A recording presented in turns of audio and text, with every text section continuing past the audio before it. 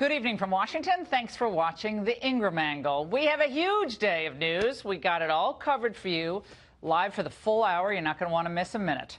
The special prosecutor announces a new round of indictments in that Russian meddling investigation, and it might not be who you think. And also, the governor of Florida is calling for the FBI director to resign after a bombshell revelation that the Bureau knew about the Florida shooter last month and what a danger he was. And the media blow a gasket after my criticism of NBA star King James. Is that what you call it? LeBron James. I'm going to respond. But first, Special Prosecutor Bob Mueller files more indictments in the Russia investigation, and the White House is cheering tonight. That's the focus of the Angle. We finally have indictments in the Mueller investigation related to meddling in the 2016 election. And the only ones being charged are Russians. A federal grand jury has now indicted 13 Russian individuals and companies for interfering in the 2016 election. They're charged with a bunch of things, like creating fake ads, staging pro- and anti-Trump campaign events, and also setting up bogus front organizations. But they're not accused of rigging the election for Trump, but instead of waging information warfare to sow discord in the political system. Deputy Attorney General Rod Rosenstein announced the indictments and added this important caveat. There is no allegation in this indictment that any American was a knowing participant in this illegal activity. There is no allegation in the indictment that the charged conduct altered the outcome of the 2016 election. Did you hear that? No American knowingly took part in the meddling. And the plot had no effect on the outcome of the election.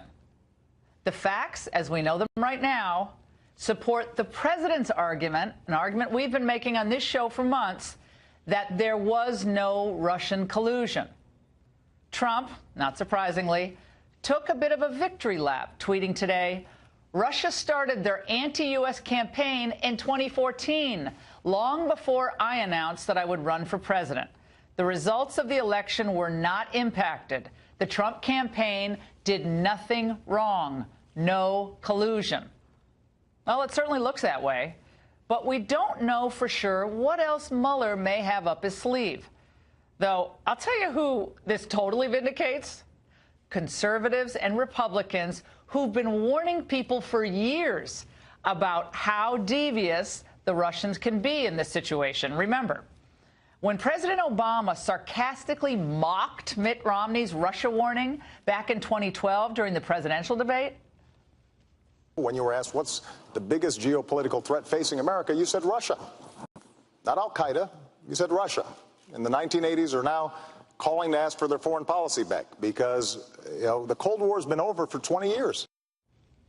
Now, Obama was so convinced of that, his DOJ and FBI did next to nothing about the Russian skullduggery. I love that word. His State Department actually approved, by the way, the visas for the Russian operatives that were indicted by Mueller today. His FBI began spying on Trump campaign advisor Carter Page with a FISA warrant in the fall of 2016. Now, details in today's indictment do point to vindication for the Trump team. This is Jonathan Turley from tonight's special report. This makes more sense than the narratives that everyone's been throwing around in conspiracies. This began in 2014, began before the presidential election. The Russians were taking targets of opportunity, and they were shooting at everybody in the election, but they were certainly working more against Hillary Clinton. But what it does show is that they did a really quite impressive job in finding this cyber trail to these individuals. I'll say. And the indictment describes rallies that took place after the election, both in support of and against Trump. And by the way, some of them happened on the same day, all allegedly promoted by these Russian accounts. You see this ad? Well, according to BuzzFeed, this anti-Trump rally staged just 4 days after the election was promoted by something called Black Matters US, a social media campaign thought to be organized by Russians. So why would Trump collude with Russians to stage anti-Trump rallies? Does that make any sense? Here's the bottom line. The Trump campaign did not know about Russian interference in the U.S. election. But the Obama administration certainly did, and may have, in fact, enabled it. Given that we already know Hillary Clinton's campaign and the DNC paid for that fake Russian dossier, which was a major predicate for the entire Mueller investigation, it's time for the special counsel to interview Hillary Clinton, John Kerry, Susan Rice, Ben Rhodes, and maybe even Barack Obama. I say it's high time that we determine who really colluded with the Russians. And that's the angle. Joining us now with a reaction, Republican Congressman Ron DeSantis, Saul Weisenberg, Deputy Independent Counsel in the Whitewater investigation of Bill Clinton, and attorney Scott Bolden. Gentlemen, it's great to see all of you. Saul, let's start with you. You're an expert in indictments. You've unpacked a lot of them in your career. Tell us about this one and your reaction to the 13 Russians named. Well, it's a very narrow indictment. It's what the main count is what we call a Klein conspiracy under the general conspiracy statute. And it basically says that the Russians involved here conspired to defraud federal governmental functions. There are three chief examples. One, they lied on their visa applications. Two, they lied to the Federal Election Commission by withholding the fact that they were getting foreign money. And third has to do with the Foreign Agent Registration Act. They should have registered as foreign agents, and they didn't. And one thing that I don't think anybody has picked up on, I don't know how significant it is, legally it's not that significant. The indictment doesn't even allege that these Russians were part of the Russian government. It just says that they were Russian organizations. But Laura, it's very narrow. It's a very narrow charge. And this is what Congressman Heck, Danny Heck, said earlier today about whether Donald Trump is truly vindicated by this narrow indictment. Let's watch. Defendants knowingly and intentionally conspired with each other, and here's the relevant language, and with persons known and unknown to the grand jury to defraud the United States, et cetera, et cetera. This indictment of these 13 individuals is not the end of it, just like the indictments of Mr. Manafort, Mr. Gates, Mr. Flynn, and Mr. Papadopoulos weren't the end of it at all. To be continued. Congressman DeSantis, the president, seemed to feel like he was vindicated in his tweet today, but is that a little premature? Well, Laura, I mean, remember, this whole thing started with allegations played up by the media and my Democratic colleagues that there was a criminal conspiracy between Trump's campaign and the Russian government to subvert the election. This indictment doesn't even come close to doing that. And in fact, for Rod Rosenstein to say no Americans were involved and it had no effect on the election, it just shows you that they have been promising and promoting this narrative for over a year now, really a year and a half.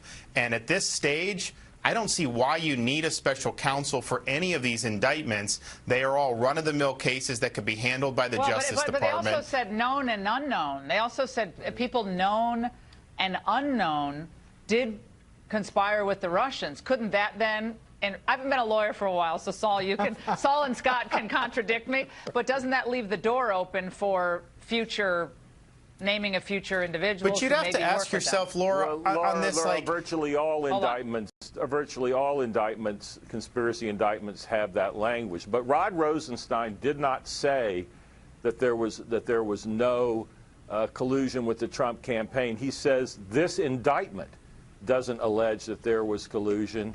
Exactly. And this indictment doesn't allege that the election was affected. So yeah, you can't say anything broader than that. Yeah. I certainly have to agree with my colleague. You know, I don't really know what the Republicans are celebrating. This is one bucket. This is one indictment of cyberspace. There's still, this investigation continues. Well, every chance you get, you want to say that there's no collusion. Well, I think this vindicates the president. Right. It certainly doesn't. It's interesting. One part of a puzzle. I agree with it. It's a narrow indictment, but I think it is very key that the Russian involvement in this election was both pro-Trump anti-Trump, they're working for helping Jill Stein at one point. I mean, they seem to have their hands all over everything. I would too. If I were the Russians and I was sowing discord in support of Trump over HRC, I would certainly do both. So they were promoting voter suppression as well in the black community. That have pro and anti-Trump rallies on the same day. I mean, Ron, you can chime in on this. To me, that seems like a stretch. I mean, I think Saul is right. This is one indictment. The idea that Mueller's going to kind of close up shop tomorrow, we just got $10 million in that ridiculous Republican budget that was just signed. Another $10 million into the special counsel's office. I don't know why he needs $10 million if he's going to wrap it up. But Ron, Congressman DeSantis, Laura, go ahead. So we have all this time that's happened, it's elapsed. Congressional committees, special counsel.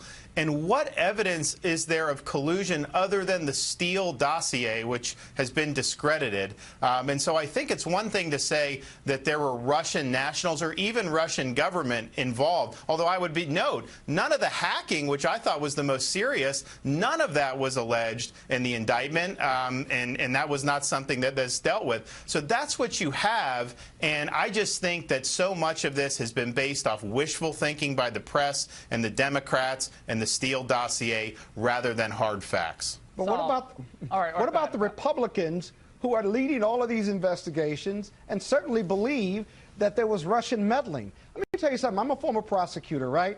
Prosecutions don't start at the top and go down. They start at the bottom. It's called a pyramid prosecution. And you start at the bottom until you get to the top and you cut the top off. You cut the head of the pyramid prosecution off. There's a difference between... Hold on. There's just one bucket of cyberbullying. Right. There was other collusion and other facts that are still being investigated. So Russian meddling is different than a criminal conspiracy between Trump and the Russian government. That's a huge leap, and there's not been evidence to make that leap. No, they haven't. Not right now, but it may.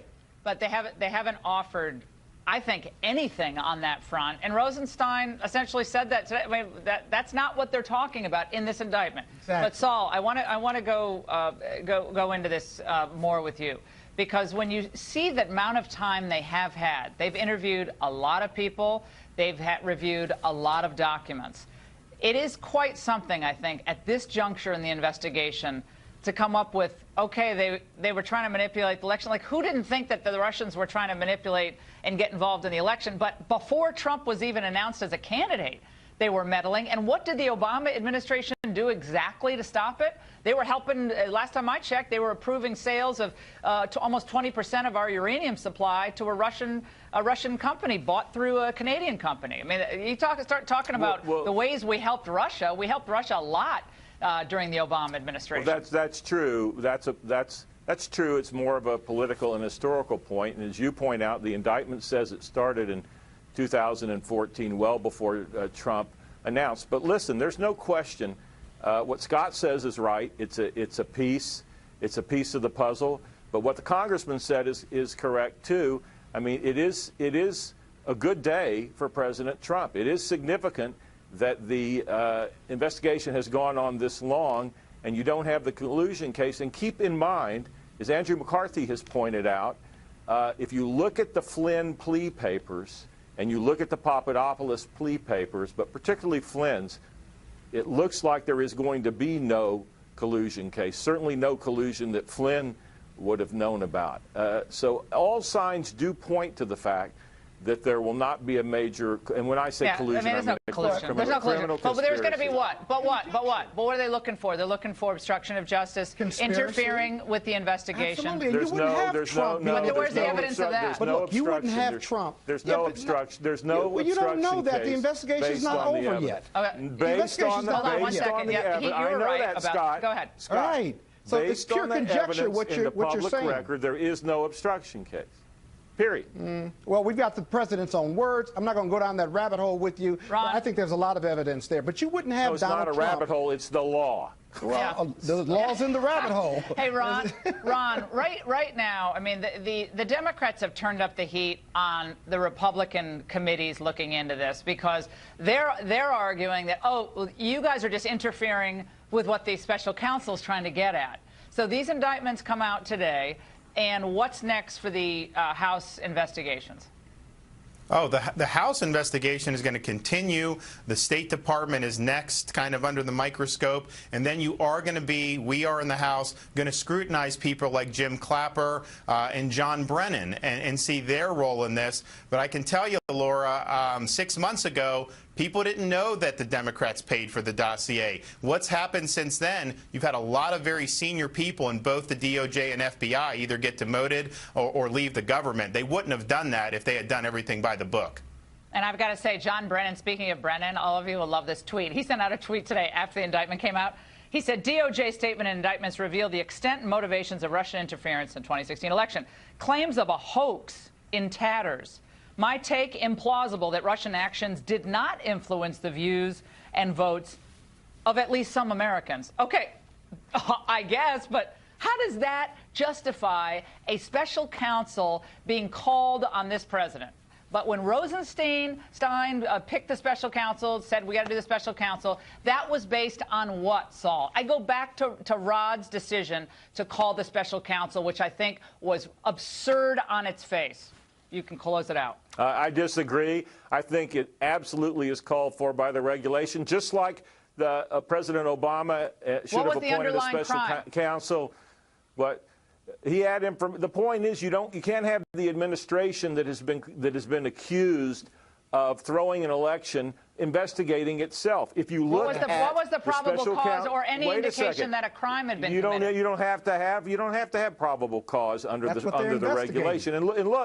And look, I think that Loretta Lynch should have appointed a special counsel because of the Hillary Clinton email thing. You don't have to, but the point is the language of the special counsel regulation allows you to do it. So you can do a lot. Doesn't mean you should. Ron, your take, and then Scott, and then we got to go.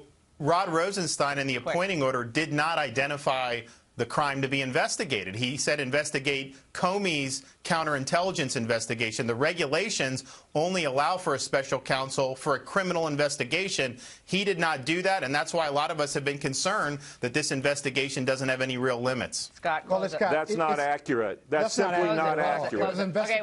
Scott's got the last investigating Russian meddling in the election and whatever else that pathway. Yeah, that happened before Trump ever announced that he was going to run for president. You had to have a special prosecutor. All right, guys, thank you so much. Have a great weekend. And by the way, Russia is planning another brazen campaign to interfere with our elections in the 2018 midterms. So what the heck can the United States do to stop it? Former CIA Director Jim Woolsey joins us with answers right after this.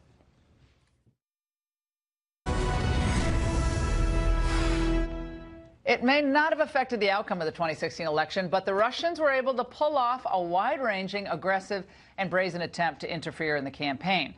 So can our intelligence agencies stop them from doing it again? Let's ask an old friend, former CIA Director Jim Woolsey.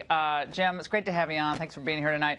This is wild. I mean, this indictment today was wild. I mean, they were organizing all sorts of things. They were working for that Jill Stein, trying to help her. They were anti-Trump and pro-Trump on one day after the election. What's that all about? They want to be a force, and they want to disrupt things. They call their big overall program disinformation. And they've been doing this since the 1920s, 1930s. What's new is that they do it with cyber. But they didn't have much luck disrupting American elections back in the 1930s or 1940s. But they've been doing that to other countries all along. Ian Mihai Pacepa, the head of Romanian intelligence who defected in '79, says that there are more Russians involved in disinformation than there are in their armed forces. How about the Chinese, Jim? What do they do to try to disrupt things? They're disrupting a lot of things around the world for us. I know that. So far, not the same way the Russians do.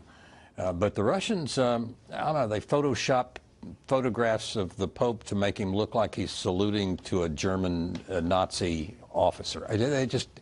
you don't think the Chinese are involved in this type of activity? Well, I mean, they have an economy that dwarfs Russia's. They're a standing army of 2.3 million people. They're militarizing space, stealing our technology. I mean, I think it's important that we stop this Russian stuff. But every time someone says Russia, Russia, Russia, Russia, I say China, China, China. Oh, you should. It's that's right. They are strategically a lot smarter. The Russians basically are like the old fellow who lived next to the Lincolns in their farm when he was a little boy. Lincoln said the old boy used to say, "I don't need much land, just what adjoins mine." fine. That's Russia. I mean, I got some Georgia. Let's take some Ukraine. That's pretty much but what they have an do. economy smaller than the size of France. I mean, they don't. I mean, come on, compared to China. I mean, China's like eating our lunch on so many fronts. Headed down, and it gives us some leverage. If we can work to get the price of oil down in the 30s, well, 40s even, we will create a very, very unhappy Putin. But we don't want to push Russia to China, though. That's the last thing we want is a Russo-Sino alliance. We just correct? want to weaken them because we can deal with them a lot better if they're weak. I was negotiating the Conventional Forces Treaty in Europe in '89 when the Berlin Wall went down. And you've never seen such nice Russians. Let me tell you, all you got to do is destroy their strategy. They're sweethearts. But isn't Trump doing that with pushing all this domestic energy production? We are soon going to become the largest exporter of energy in the world. Isn't that a weapon against Russian expansionism? It's good, but it's really mainly about a balance of payments. What matters more is the price. If you can get the price not up there in the 70s and 80s, but down in the 30s and 40s, and you can do it just by letting. Well, the glut. We have a glut of energy being produced you with fracking and everything else. Yeah, that helps. But you can also, to get the price down, you can give people an incentive to have 2 fuels to choose from at the pump, at the filling station. And once you do that, you've got arbitrage that takes the price of oil down into the 30s or 40s. And so lots of different ways they care to about handle that. The Russians care about that a lot. Obama didn't do much in response to this meddling in our election. They knew back in 2014, long before Trump got into the mix, that this was a problem. But as far as I could tell, they just allowed that Uranium One sale to go through with that CFIUS committee. Really a bad call. Yeah, so that helped Russia. Sure. So what do we do? How do we stop this in the future? Weaken them economically, and then what? I think what we really want is to get them to start pulling in their horns and coming back out of Georgia, back out of Ukraine. We need them. We need to turn them around because they are taking over, even with their military and other inadequacies. They are taking over a lot more of Eurasia than they should, and it gives them heart as they take more and more under their wing. Have we ever tried to meddle in other countries' elections? Oh, probably, but it was for the good of the system in order to avoid the communists from taking over. For example, in Europe, in 47, 48, 49, the Greeks and the Italians, we don't do that now, though? We don't mess around other people's elections, Jim? Only for a very good cause. Can you do that? Do a Vine video on a former CIA director. Only for a very good cause in the interests of democracy. All right, thanks for being here. It's always great to see you. And fallout from the Florida shooting just gets worse and worse for the FBI. The latest revelation may make your blood boil. Next. Florida Governor Rick Scott is among a growing chorus of those calling for FBI Director Christopher Wray to resign following a bombshell revelation. We learned today that a caller tipped the Bureau off just last month about the Florida school shooting suspect, Nicholas Cruz. They were told he wanted to kill people and was a potential school shooter. So how could the FBI botch this so badly? Joining us now to explain how these tips fell through the cracks is Steve Rogers, a former member of the FBI Joint Terror Task Force. Steve, this is just the heartbreaker in so many ways. I try to put myself in the position of a parent or a spouse of one of the teachers or coaches who died in this horrific attack. The FBI gets this YouTube tip in September, and they, for some reason, can't figure out who posted that comment about I'm going to be a professional school shooter. Then in January, a tipster calls in, and it's very specific. A person close to Cruz, he has a gun, et cetera, et cetera. He could shoot a school, and then nothing. What happened? Laura, this was an epic failure of leadership at FBI headquarters, an epic failure of information sharing. And I'm sure you remember, as I do, when President Trump, in the early days of his campaign, warned us about problems in our intelligence agencies. The president was right, but little did we know that it went way up to FBI headquarters. There's a process that we go through in police work. When you get tips like that, and I've got to tell you, the magnitude, the most profound tip they got was what was on that YouTube about being a professional shooter. You connect the dots. You don't stop the investigation. When I heard that FBI agent talk about, well, we looked at the YouTube, we couldn't find the IP address. That's exactly what I said. I was stunned. I've been in law enforcement 38 years, and my instinct would tell me there is something wrong here. And you know what you do? It would be simple. Why not just put the guy's name in the Instagram platform or Facebook platform? It was his name. And look what came up. And then they would have had the name. They could have got the local police. And the question I have is that I believe still has to be looked into. Did the local police give the FBI any information at all regarding the domestic violence calls, regarding, they normally wouldn't because they're not federal issues, but when that name came up, I'm just wondering, all the information the police had about this guy, and on domestic violence calls, I'm sure you know this, when police respond to a house on any type of violence or a mentally ill person, en route, we ask the question, are there any weapons in the house? Because usually every police department has a data bank as to every home that has a weapon to protect officers. Where on earth was the breakdown there? So there was little or no information sharing, and that's what has to be investigated. Steve, they visited his house 39 times for a variety of things. His mother was clearly afraid of him. He was cutting himself on Instagram after his girlfriend broke up with him. I mean, I guess he was a decent employee at the Dollar General store, but other than that, he was a total nut job. And it seemed to me that along the way, it was red flag after red flag after red flag. But it's almost like people are worried about offending someone or abridging someone's privacy. And I don't know if it's just like they're overloaded or there's inertia or it's bureaucracy. But, man, this was a colossal mistake. I think it was a colossal mistake on the local level, on the state level, and on the federal level. But the federal level, I think, really takes the cake for me with the January 5th. Oh, you're right. There's no excuse for what happened there. And I'll share with you this. Look, cops get instinct. You get instinct. And I've asked all week any FBI agent who knows anything about how this happened and where the failures were. Lord, they need to come forward. You know, cops put up this blue wall of silence, and it happens on a local level. It happens on a federal level. Break down, tear down that blue wall of silence for the good of this country, because a lot of cops know a lot of things, and they won't come forward for one reason or another. But in this case, they've got to come forward. And it's also amazing that in that YouTube visit that the FBI field office in Mississippi made to the man who raised an alarm about it. They visited him twice. They had the name Nicholas Cruz from the posting. Why wasn't that part of an FBI file system? So when this January 5th call came in about Nicholas Cruz, they're like, whoa, okay, now it seems like there should be like a cross-referencing program. And I know maybe that's silly what I'm saying. No, it is not silly.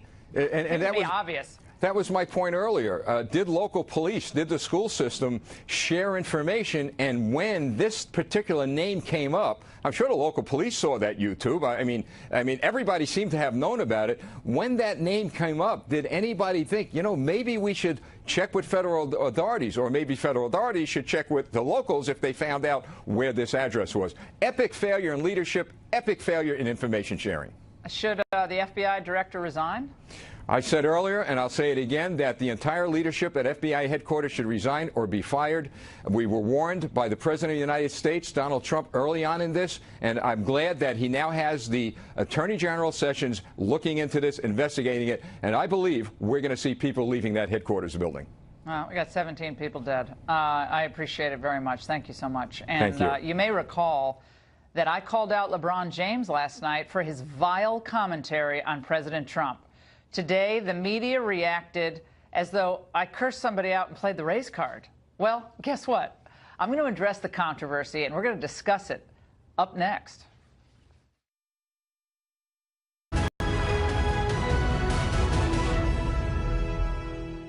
All Well, the left and the media attack dogs can dish it out, can't they? But they sure can't take it.